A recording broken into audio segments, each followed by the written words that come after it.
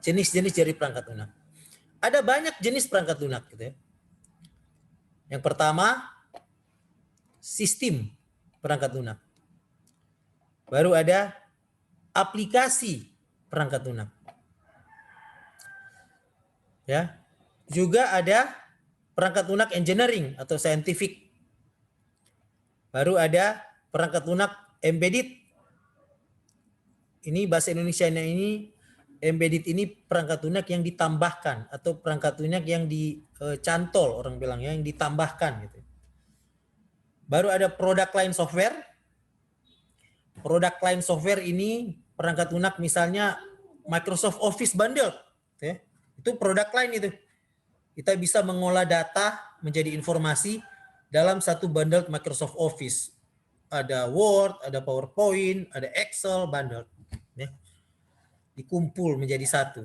Nah, kita beli satu gitu, product line software. Kita jarang hanya beli Microsoft Word, tapi kita beli Microsoft Office, sudah product line gitu. Baru ada perangkat lunak web aplikasi ya, aplikasi-aplikasi web. Kemudian ada perangkat lunak yang artificial intelligence. Ya. Jadi kalau contoh dari sistem software ya, itu misalnya seperti Portal Inspire gitu ya. Portal Inspire Unstrat itu adalah contoh dari sistem perangkat lunak. Kalau bicara sistem perangkat lunak itu, perangkat lunaknya itu ada banyak kemudian dikumpulkan menjadi satu. Kalau Anda lihat itu Portal Inspire kan, di Portal Inspire itu ada perangkat lunak login untuk masuk, menulis username password, ya. Kemudian datang di situ, ya, ada perangkat lunak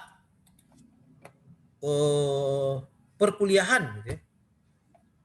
Kemudian ada kalau kita klik perangkat lunak perkuliahan, itu nanti akan muncul banyak perangkat lunak lainnya, e-learning, forum diskusi, pengumuman dan sebagainya. Baru ada perangkat lunak yang berhubungan dengan penelitian dan pengabdian masyarakat. Baru ada perangkat lunak yang berhubungan dengan pembinaan dan pembelajaran.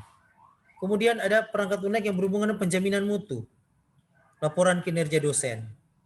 Ya, dimana kalau kita klik ini, ya akan muncul, ya ini coba Anda lihat ini, dia membawa ke sistem perangkat lunak yang lain. Seperti itu. Jadi itu semuanya dikumpulkan di dalam Portal Inspire. Itu contoh ya perangkat lunak. Nah, kalau application software itu perangkat lunak yang tunggal, hanya satu aja. Ya,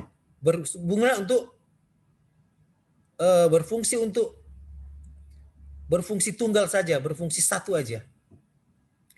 Misalnya aplikasi pendaftaran. Ya. Sekarang lagi rame.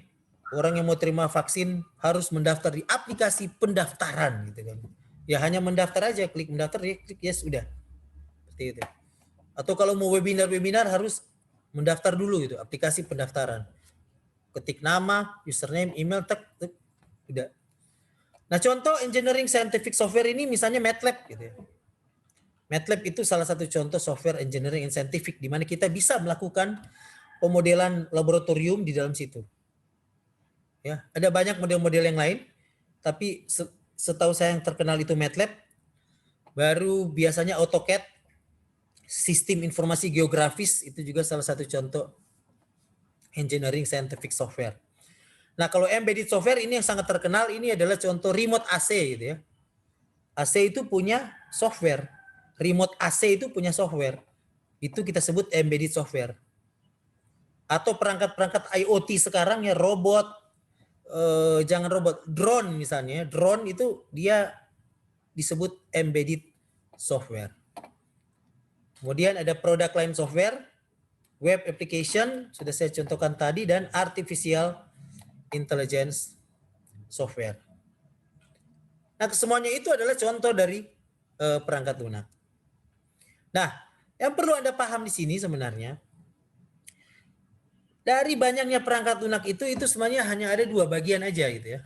Perangkat lunak yang berbayar dan perangkat lunak yang gratis. Ya.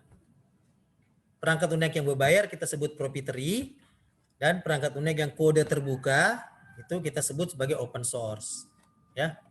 Jadi kalau kita melihat kondisi dari seluruh perangkat lunak sekarang yang ada di dunia ini itu hanya terdiri dari 2 mazhab saja, ya, yaitu yang dimiliki oleh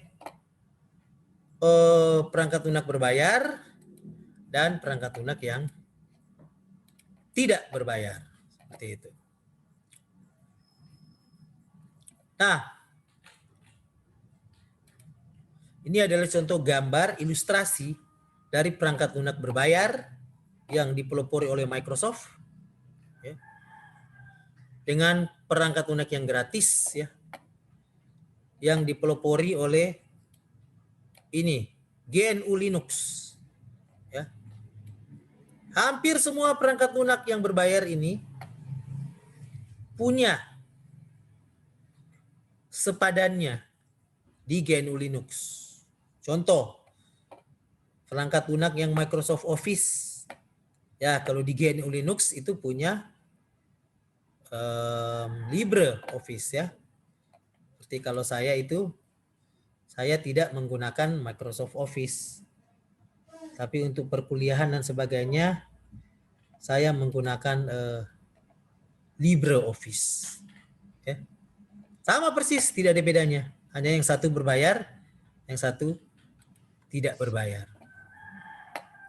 Jadi terkait dengan kondisi jenis perangkat lunak itu, sebenarnya yang perlu kita kuasai itu aja, ya.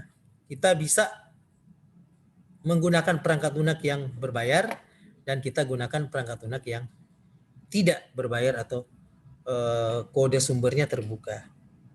Nah, di ilustrasi gambar ini Anda bisa lihat ini dikepung dari semua sisi, ya, semua yang berbayar itu Empire of Microsoft itu diserbu oleh penguin dan kepala kambing jantan ini, semua ada. Jadi tergantung dari kita gitu. Nah, sekarang masuk di era cloud computing, ya, hampir semua tools untuk kita membuat rekayasa perangkat lunak itu sudah free software, sehingga akan memudahkan kita untuk belajar, apalagi belajar daring.